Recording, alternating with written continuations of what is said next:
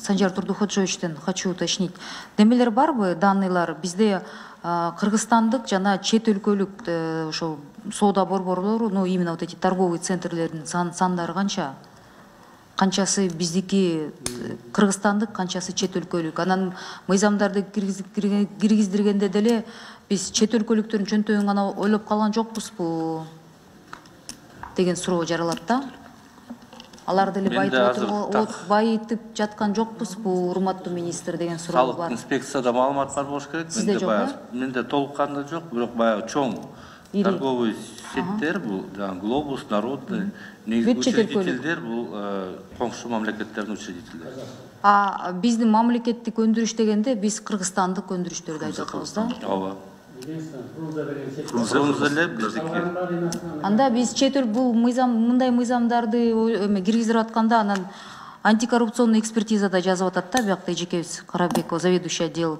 Вот если будет принят такой-то пункт, она заступается за этих крупных иностранных торговых сети, мол, приведет к уклонению от налоговых выплат, то есть она за них заступается, наш отечественный эксперт, наш жогкеңештин эксперты, да.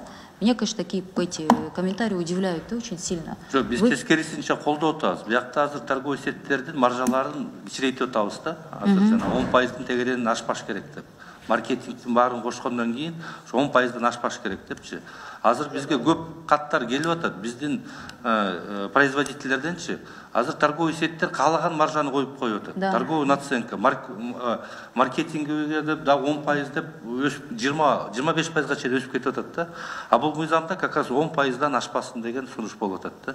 Бүт баарын кошкондо 10%дан ашпайт деген. Антимонопольная служба, сизде комментарий барбы? Вообще ушул торговый сеттер боюнча сиз тараптан көзөмөл жакшы жүргүзүлүп атабы? Иш жүрүп атабы? Жалобалар көп на качество продукции. Периодически ГСБ ловит контрафакт. Раз там год они нормы выполняют, поймали алкогольную продукцию и потом ошол бойдон тынчып калат да? Бизде негизи керектөөчүлөрдөн ошо арыздар келип түшүп атат. Ал боюнча мондай фактылар боюнча карап атабыз.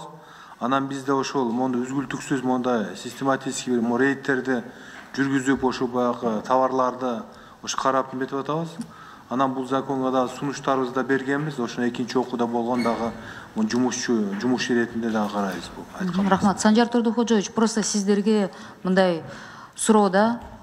Эмнеге 90% Кыргызстандын территориясында ушундай соода борборлордун, соода торговый сеттердин ээлери чет өлкөлүк жарандар? Эмнеге? Эмнеге кыргызстандык жарандардын саны абдан аз? Эгерде биздин өзүбүздүн өндүрүштөрдү мындай колдойбуз деп атсак, алардын немелерин, үмүттөрүн мындай ишке ашырабыз дегенибиз менен, а бирок на практике только чет өлкөлүк жарандарды байытып атабыз да. Бул сизге министр экономика катары, анан ушул жактан экономика жактан саясатты жүргүзө турган адам катары мен суроо берет элем да. Эмнеге алардын саны көбөйбөйт? Эмнеге чет өлкөлүктөрдү байытып атабыз? Аларга биз соцфонддон да эме берип атабыз, льгота берип атабыз, салыктан да льгота берип атабыз. А биздин кыргыз жарандарыбызды байыта албайбызбы? Алар эмнеге ушундай сеттерди ачабыз дегенге иностранцам выгоднее, чем нашим гражданам получается. Правильно? Почему? Это же глобальный вопрос. Наша экономика не развивается. Почему? Потому что, значит, где-то мы упускаем какие-то вещи. Значит, иностранцам выгоднее, или вы с иностранцами легче договариваетесь, чем со своими гражданами в итоге. Потому что торговые сети это большой показатель. И мы, конечно, говорим о том, что у нас страна базарная экономика, производство өндүрүш керек, анан торговый сеттерге өтүш керек, цивилизованный бизнеске өтүш керек дейбиз. А эмнеге андай шарттарды биз түзө албайт экенбиз да? Негизи по факту результат. Базарларды ачкан выгодней, базарларда иштеген выгодней, и биздин жарандарда базарларда находиться, наверное, выгоднее, чем открывать торговые сети и под нападками либо антимонопольные, либо ГСБ, либо других таких вот органов иностранцам, видимо, оптом легче договариваться, чем нашим гражданам. Это вот просто комментарий вам для размышления. Мне кажется, вы в этом плане тоже для себя должны задуматься. Просто не спорить со мной, мне даже как бы и аргументов да, особых, наверное, не буду приводить, просто один конкретный факт. Почему в этом сегменте кыргызстанцев меньше, чем иностранцев? Это ответ на очень многие вопросы в нашей экономике. Спасибо.